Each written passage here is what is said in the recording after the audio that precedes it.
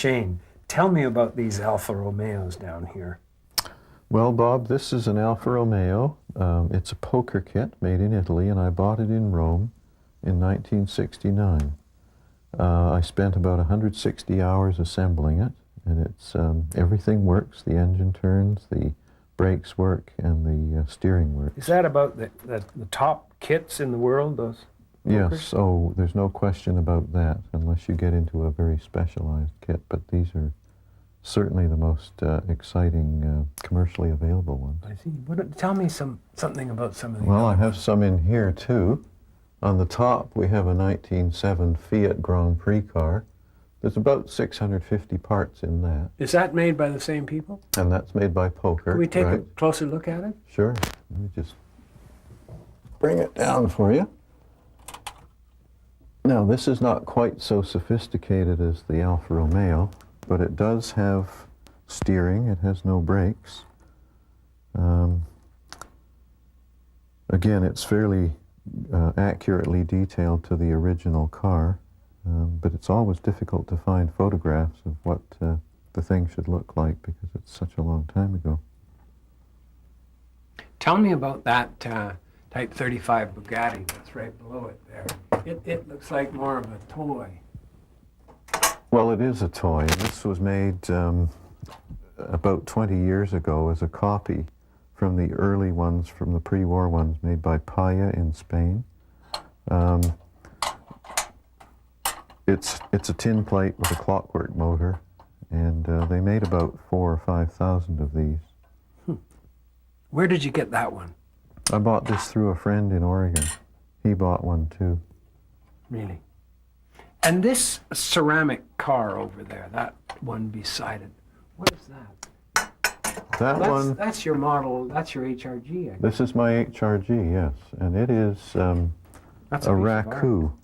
Yes, it's a caricature made by a fellow called Bob Hosick in Oregon. And that's all fired, and it's quite a feat to try and get the chromium plating. I'll bet. And see the spokes in the wheels? So these little replica cars, what do you call these? These model cars, these dinky toy cars. These Model cars? Model cars. Yeah. They come in all the media. The next down here is a beautiful Rolls Royce. Yes, that again is a poker kit from Italy, and there's 2,200 parts in that. Really? Now you assemble that yourself, or do you buy it assembled? I assemble that myself. Even the spokes and the nipples and the sections of the rim come separately. So there's about 105 pieces in each wheel. And of course there's 6 wheels on this car. But again, the engine turns, the brakes work, the key turns and turns on the lights. The doors open and close, and the windows wind up and down. Well, in your personal collection of real cars, you've got a Bentley, an HRG, a Model T Ford, and a real Rolls Royce.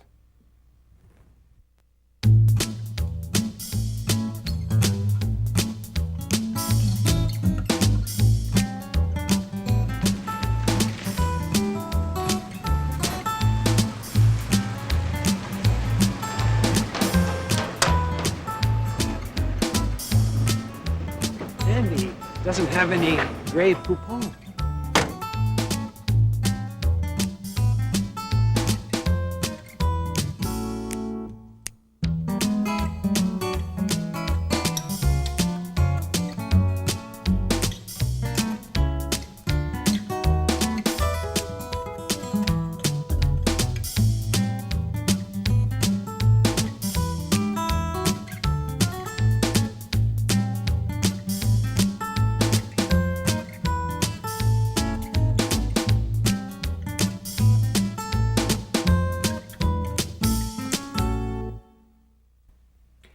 Shane, how many cars have you got in your collection? I have about 1,500 model cars in my collection. And you started collecting when you were a kid? When I was a kid, yeah, Really? about 8 or 9 years old, and I still have some of them. This row of dinky toys along here, those are from my childhood, and these racing cars. Unfortunately, when I was about 17, I gave most of them away, and now I've been trying to get similar ones back. Trying to recapture your youth there. No, I just like dinky toys. I like toys. In fact, I never grew up. Now, these are dinky toys. Yeah. What are Tootsie toys? Dinky toys were made in England from 1934 to 1984. Tootsie toys were made in the United States. I see. And they are actually an older firm, and they made better castings than the dinky toys. But post-war Tootsie toys, the quality was just not there.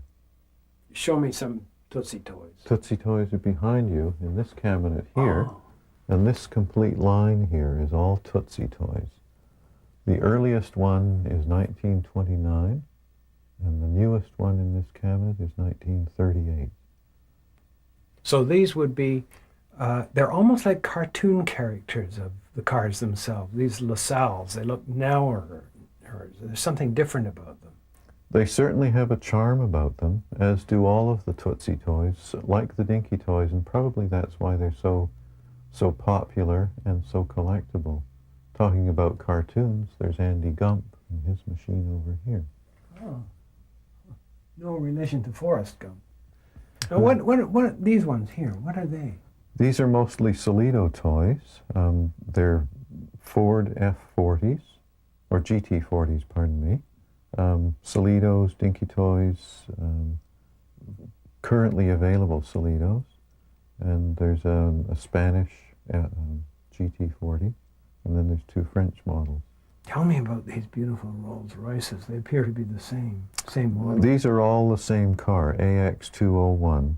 This is a kit which I built when I was in my teens, in the late 50s. Very, very heavy, and it's very rare. Here's another kit made by Will's Fine Cast. I built that about 10 years ago. Much more detailed, more sophisticated.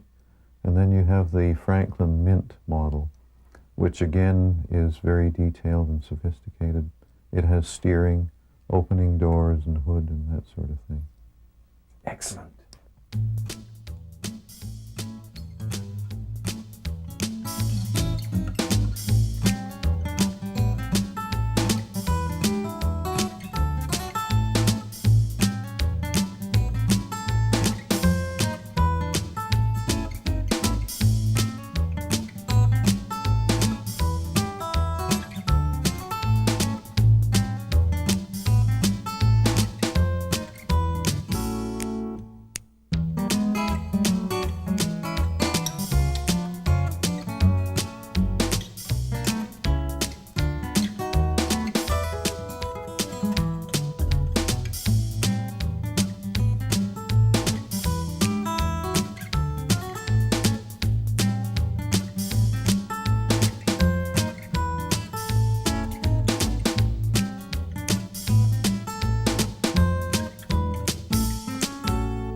Shane, what is that bear that I see in the corner? It seems to be a bit of an anomaly.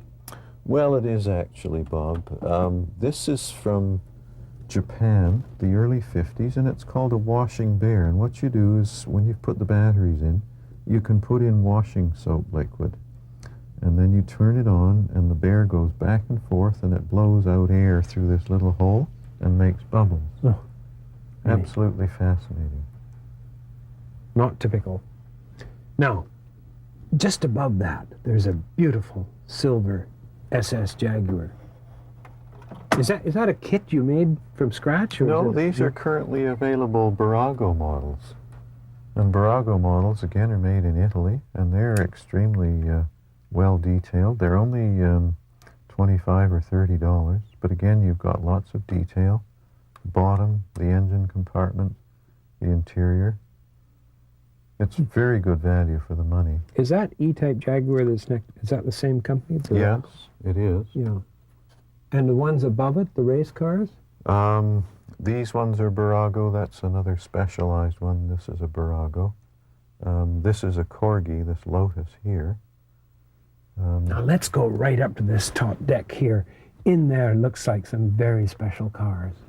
These are all Mercedes in this section here, and some of my favorite models, and some of the models I love, like the 300 SL Gullwing. This one is the current Matchbox Dinky. This is a Solido. Here's a Quiraloo from Belgium. and one of the original Märklin Mercedes gull wings from Germany. That one's quite a rare piece, and that one's in mint condition. What's that covered race car in the background? This covered race car, this is a land speed record car that was built in the late 30s, and it was driven at high speed on the Autobahns. In this case, which is, these are sort of your choice pieces, I guess, are they? Yeah, they are. What are your specialties here? What is it that's really exciting to you? Well, I suppose in the whole case, it's the car over here called the Silver Bullet, which is a toy from the 1930s, I think 1933. This one is one that is chrome plated, and it has the painted lettering on, which is very, very rare. Typically they were painted and then decals put on. But that's made by Guntermann in Germany, and it's about 22, 23 inches long. What's this in here, that one that looks like it's carved out of wood or plasticine or something? That is a model which my son carved in grade 8 at school of my Bentley Continental. I see. So your son is sort of following in Dad's footsteps, isn't he? Well, I would like to think so, because I have a great interest in cars, and he does too. So it's hereditary. And it's not hereditary. I think it's just a matter that we're both Environment. Oh, nuts. Okay. What about these little tiny fellas here? What are they all about? These are N-scale models, and those are called Viking models from Germany, and they're mostly Volkswagens or German cars. Are they plastic? And they're plastic, and they're two-piece. Like this is a Volkswagen Beetle, and it's got a yellow casting with a gray base plate and then an insert for windows, plus the little decals, and those decals are for the post office. But German post, of course. Yes, that's about 1 inch long. Isn't that amazing? Is that a Stutz Bearcat I see down there? Yes, it is.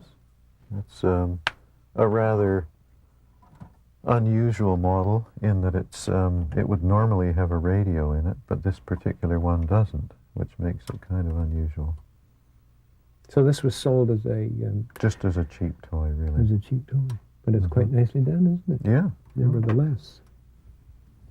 Tell me about that tank there. The tank was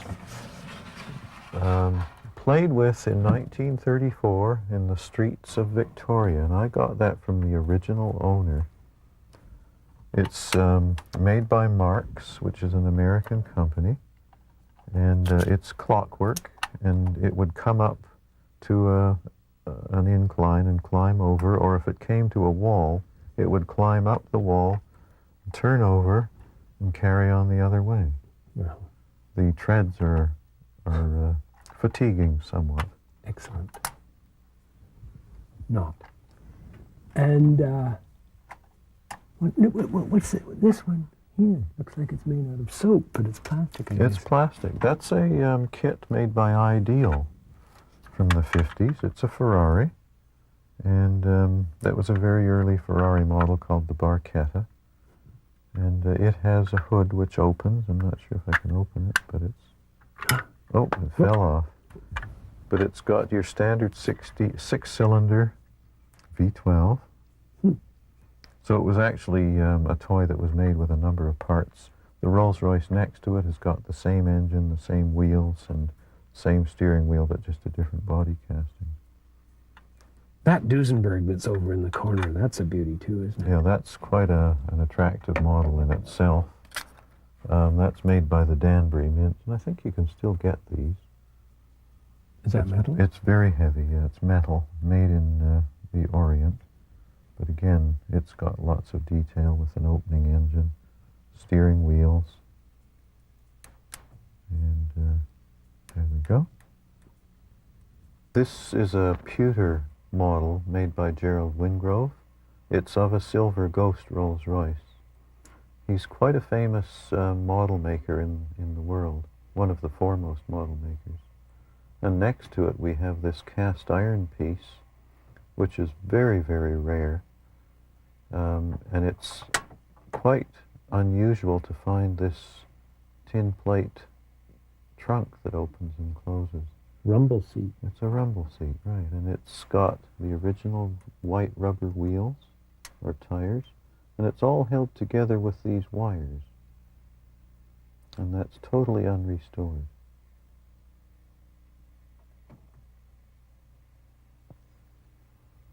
This is rather a curious piece. It's a hoist for a model garage. I have the original box for this one, and on it there's a standard Vanguard made by Triang. It's a clockwork and it works. Works very nicely actually. But it's quite a curiosity. Never seen one before. And then right next to it, to the left, we have this single piece of a pressing. It's tin, and that was made in occupied Germany. And that's all it is. It's just one piece of tin with the paint and the drawings on it. This is the Model T by Revell. Highway Pioneers. These came out in the early 50s. And this one is particularly nice because it's in its original cellophane package, and it's never been opened. I remember buying one of these as a kid. In fact, that was probably my first plastic kit that I bought. And I built it, and I had trouble with the wheels because you had to melt the end of the axles to hold the wheels on. And I think I burnt one of the wheels slightly, but that's the whole series that's available. How would you rate your collection compared to other collections that you've seen? Have you ever seen better collections? Oh, I've seen better collections elsewhere. I think it may be one of the better ones in this area, but certainly there's bigger ones and ones with more valuable toys in. But these are ones which I've come across and I like, and they have stories for me. Mm-hmm. Everyone's got a little story to it. Yeah, and I look at my collection as a small museum, and when I go to another person's house, they have a small museum. Yeah. And it's fun to visit other people, and they have fun coming here. Is there any particular car that is eluding you, that you're just lusting after for 20-odd years and that you'd love to find one of these days? No. No. No. You not got all the really. ones you want? I think Oh, so. come on now. You'd love to have some more, wouldn't you? What would I do with another Oh, 100 come toys? on, another 200 or 300? I'd Come have to put them in my bedroom and play with them. Well, you said it. It's a phenomenal hobby, really, isn't it? Don't you think it's phenomenal? I think it's tremendously Well, I phenomenal. think with cars, everybody can relate to them. Yeah. And with toys, they've most likely played with them, or their brothers played with them. That's right. And they just have a certain charm because they're small, and you can play with them or you can touch them. That's right. Now, as well as collecting little cars and big cars, you've also got this brochure collection, which goes back... Well, it goes back to when I was about 10 years old. My father handed me some old Ford brochures, or some new Ford brochures in those days, in the car, and I looked at them and I just got intrigued with them, so I started collecting them. So this is all organized alphabetically? Yep, they're all alphabetical in terms of European and domestic. Now, And so say I want to find, let's say a 1929 LaSalle or Cadillac. I just happen to have one over here, Bob. And it's actually an extremely interesting piece in that it's a booklet that was put out for the 1928 convention of the Cadillac and LaSalle dealers in North America. And as you can see, there's a series of pages here with typewritten information. But then the really interesting part starts, where you've got this sepia-type drawing of every model of LaSalle and Cadillac. Lithographs. Are those lithographs? Yeah, and Oh. these are for dealers? Yes, these were for dealers, just in that convention. So you can imagine there might have been maybe 300 or 400 of these produced. beautiful renderings, aren't they? Oh, my And the goodness. farther back in the book, the more interesting the cars get, the bigger they get. And these are LaSalle's through here. But then right in the back section, you've got all these beautiful coach-built bodies for Cadillacs on the long wheelbase. And those would have the V12 engines. Don't you wish you could go out and buy one of those off the lot today at the Well, kind of prices that I they were really selling? do, but I've got one on order. Have This you? is the top of the line LaSalle My in goodness. 1929. Well, that's my idea of a beautiful car. Well, I have to agree with you. Wonderful. Now, looking at this, here's a Model T. This is a Model T similar to the one that we were driving here in. 1911. Now tell me, what happened when they made a speedster like that? Well, what would happen would be that the bodies would disintegrate, or they would be in accidents, or you'd have a young person wanting to go faster. So he would take the normal body off and then replace it mainly with Ford parts and some other pieces too. So they would put front fenders on the front, but they'd also put the front fenders on the rear. And I that see. would give it a rakish appearance. Absolutely. They'd bring the gas tank from underneath at the back and put it behind two bucket seats.